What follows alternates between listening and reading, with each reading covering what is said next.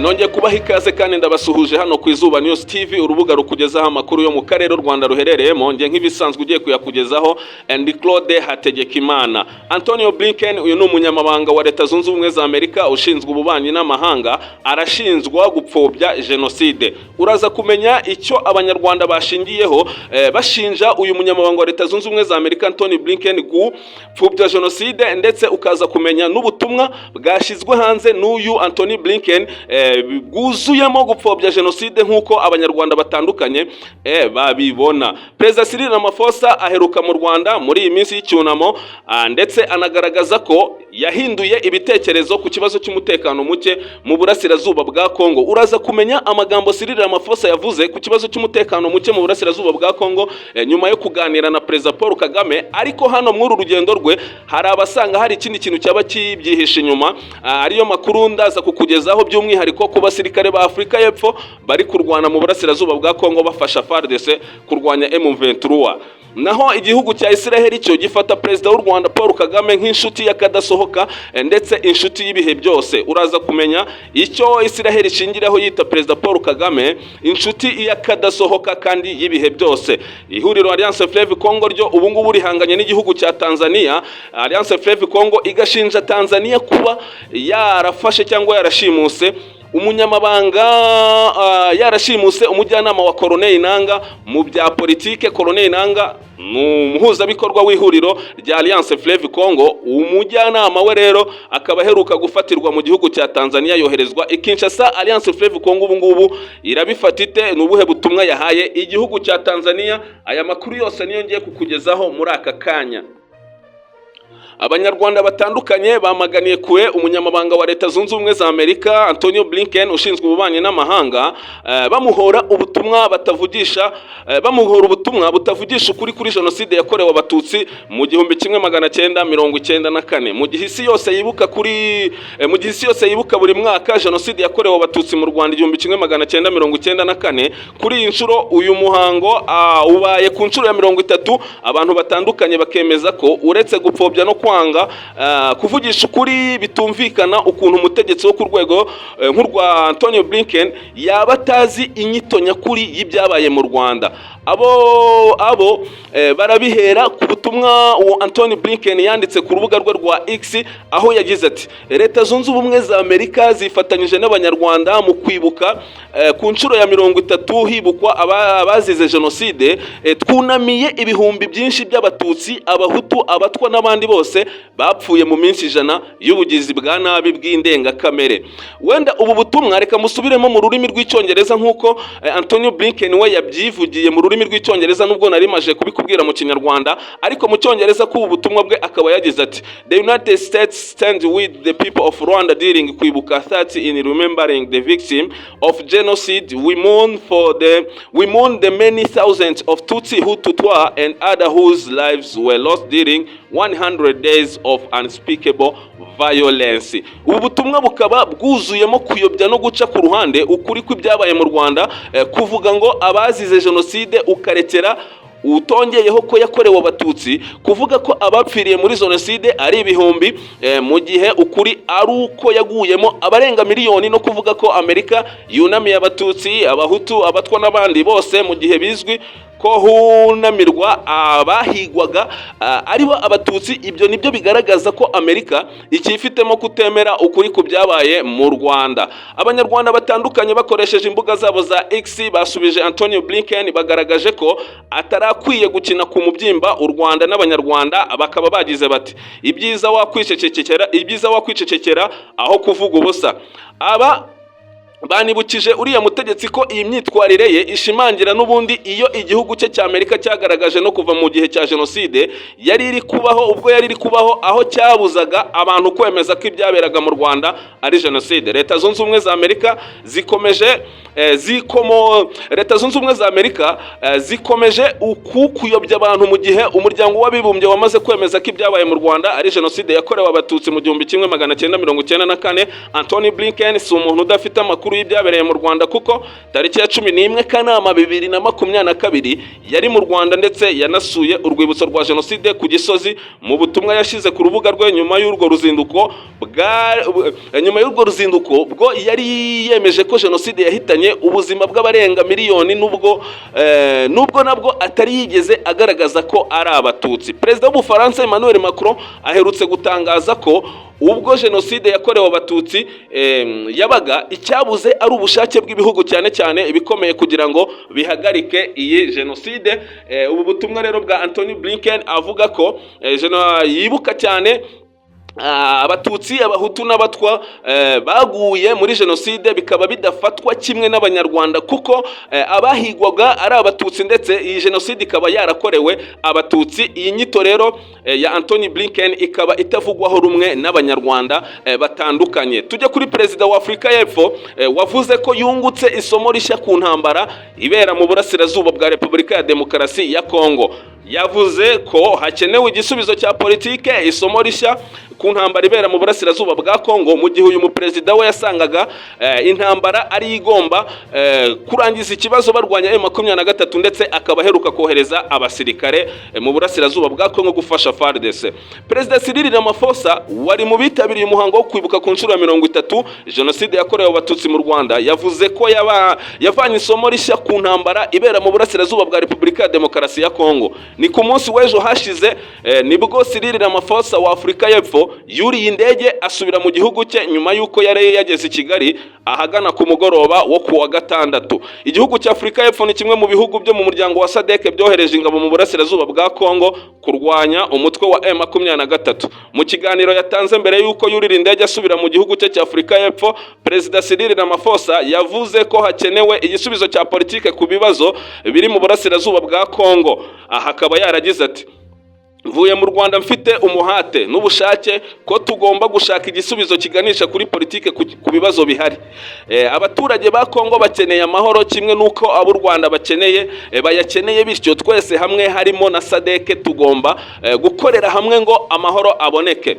Byari byanatunguranye kuba yaraje kwifatanya n'Abanyarwanda kwibuka ku nshuro ya 30 Genocide yakorewe Abatutsi. Aha rero bamwe bakavuga ati mu cyazanye Perezida Cyril Ramaphosa mu Rwanda mu by'ukuri ntago ari ugufatanya n'Abanyarwanda kwibuka Genocide dushingiye ku mubano uri hagati y'u Rwanda na South Africa guhera mu mwaka wa 2014 ubwo Patrick Karegeya yicirwaga muri Afurika y'Epfo. Iki gihugu cya Afurika y'Epfo cyashinje u Rwanda kohereza intasi ku butaka bwa Afurika y'Epfo kugira ngo zice abatavuga rumwe n'ubutegetsi bw'u Rwanda barimo na Patrick Karegeya. Icyo gihe Afurika y'Epfo ikaba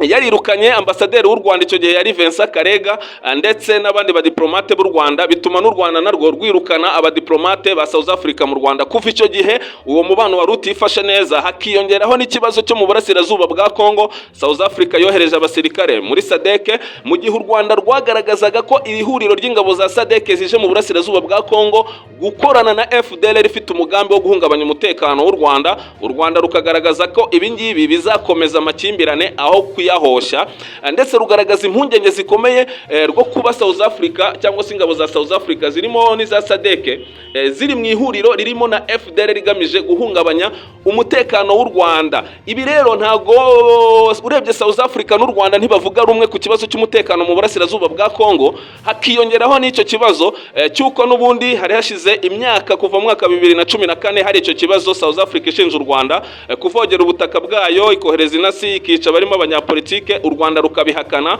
Noneho benshi bakavuga ati mu byazanye Perezida Cyril Ramaphosa mu Rwanda harimo n'abasirikare ba South Africa bafashwe na M23 kandi akaba ari benshi. Amakuru rero akavuga ko South Africa yabanje kunegosia na M23 ibintu bikanga, noneho Perezida Cyril Ramaphosa yumva ko yaza kuganira n'u Rwanda kugira rumufashe kuba rwaganira na M23, abo basirikare bagasubizwa muri Afurika y'Epfo. Gusa ibi bikagorana kuko hari benshi basanga ahubwo Perezida Cyril Ramaphosa yagakwiye kuvugana na M23 bakumvikanaho kuvugana n'u Rwanda, kuko u Rwanda rwo rwakunze kugaragaza ko ntaho ruhuriye n'uyu mutwe. Amakuru rero akimara kugera i Kigali tukiri kuri Perezida Cyril Ramaphosa ku mugoroba wo kuwa gatandatu, aha turakomeza, yahise agirana ikiganiro na Perezida w'u Rwanda Paul Kagame. Ni ikiganiro cyabereye muri Convention Center. Umubano w'u Rwanda rero na Afurika y'Epfo wigeze kuba mwiza mu bihe bya Perezida Thabo Mbeki, ariko nyuma uza gusubira inyuma ubwo benshi mu bayobozi b'umutwe wa RNC urwanya ubutegetsi bwa Kigali bahabwaga ikaze muri Afurika y'Epfo, birushaho kuba bibi nk'uko nayo nabikubwiye mu mpera z'umwaka ushize ubwo Afurika y'Epfo yoherezaga abasirikare muri Repubulika ya Demokarasi ya Kongo. U Rwanda ruvuga ko ingabo za SADC zikorana n'iza Repubulika ya Demokarasi ya Kongo, zisanzwe zifitanye umubano hafi na FDLR irimo abasize bakoze Genocide mu Rwanda umwaka w'igihumbi kimwe magana cyenda mirongo icyenda na kane. Ese Perezida Cyril Ramaphosa wavuze ko yahinduye ibitekerezo ku kibazo cy'umutekano mu burasirazuba bwa Kongo, akagaragaza ko igisubizo gikenewe ari icya politike aho kuba icy'intambara. Araza kwisubiraho ahagarike ibikorwa byo kohereza abasirikare kurwanya M23, ubundi ateze imbere cyangwa se ashimangire inzira y'ibiganiro bya politike. Reka tubitega amaso. Umukuru w'igihugu cy'u Rwanda Perezida Paul Kagame yiswe inshuti nyayo y'igihugu cya Israeli. Umukuru w'igihugu cya Israeli wari mu bitabiriye umuhango wo kwibuka ku nshuro ya 30 Genocide yakorewe Abatutsi mu Rwanda, yise Perezida Paul Kagame w'u Rwanda inshuti nyayo. Ni mu butumwa Perezida wa Israeli yanyujije ku rubuga rwa X, aho yashimiye mugenzi we w'u Rwanda Paul Kagame, amushimira ko ari inshuti magara. Aha akaba yagize ati: uri inshuti y'ukuri ya Israeli, byari by'agaciro kubana nawe n'abandi bayobozi ba Afurika n'ahandi ku isi twibuka inzirakarengane zishwe muri Genocide yakorewe Abatutsi. Yavuze kandi ko mu nama bagiranye yahaye umukuru w'igihugu cy'u Rwanda Paul Kagame urunigi rugaragaza ko nta gushidikanya basaba Israeli ko imbohe zafashwe n'ibyihebe by'umutwe wa Hamas zirekurwa zigasanga imiryango yabo. Kuva igitero cya Hamas cyaba tariki ya 7 ukwa 10 2023, Perezida Herzog niwe muyobozi wo ku rwego rwo hejuru usuye Afurika. Mu byamuzanye nuko ibiro bye byabitangaje harimo no guha n'abayobozi batandukanye ku isi ngo abasabe gukora ibishoboka kugira bariya bashimuswe na Hamas barekurwe. Uretse Perezida wa Israel waje mu Rwanda, hari abakuru b'ibihugu batandukanye harimo na Peter Pavol wa Czech Republic, Cyril Ramaphosa wa Afurika y'Epfo, Madame Samia Suluhu Hassan wa Tanzania, Perezida Denis Sassou Nguesso wa Congo Brazzaville, Perezida Salva Kiir wa Sudan y'Epfo, Minisitiri w'Intebe wa Ethiopia. Hari kandi ababaye abakuru b'ibihugu nka Bill Clinton wahoze ari Perezida wa Leta Zunze Ubumwe za Amerika, Nicolas wayoboye Ubufaransa, Thabo Mbeki wayoboye Afurika y'Epfo, n'abandi bayobozi bakomeye ku isi.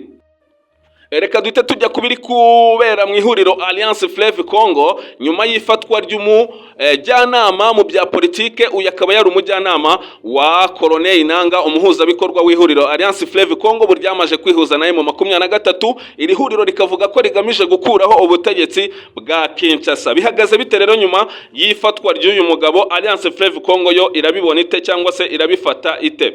Ihuriro Alliance Fleuve Congo rihuriyemo imitwe irwanya ubutegetsi bwa Repubulika ya Demokarasi ya Kongo ryijunditse igihugu cya Tanzania cyafashije mwishimutwa ry'uwitwa Eric Nkuba wari umujyanama w'umuyobozi w'iryo huriro mu bya politike. Kuwa 5 Mata 2024 nibwo umuvugizi w'igisirikare cya Kongo, uyu ni General Sylvain Ekenge, yagaragarije itangazamakuru uriya munyamuryango wa Alliance Fleuve Congo. General Sylvain Ekenge yavuze ko uyu yafashwe bigizwemo uruhare n'ingabo zidasanzwe za Repubulika ya Demokarasi ya Kongo, ibintu atemeranyijeho na Alliance Fleuve Congo yo yemeza kuri ya mugabo yashimutiwe ku kibuga cy'indege cyo muri Tanzania aho yari yitabiriye inama. Umwuka mubi hagati ya Tanzania n'iri huriro rya Alliance Fleuve Congo watangiye ubwo icyo gihugu cyoherezaga ingabo zacyo kurwanya M23 mu butumwa bwa SADC bwiswe Samidi RC. Mu bihe bitandukanye Alliance Fleuve Congo igaragaza ko ibihugu byose byemeye kwifatanya na FARDC mu ntambara yo kubarwanya.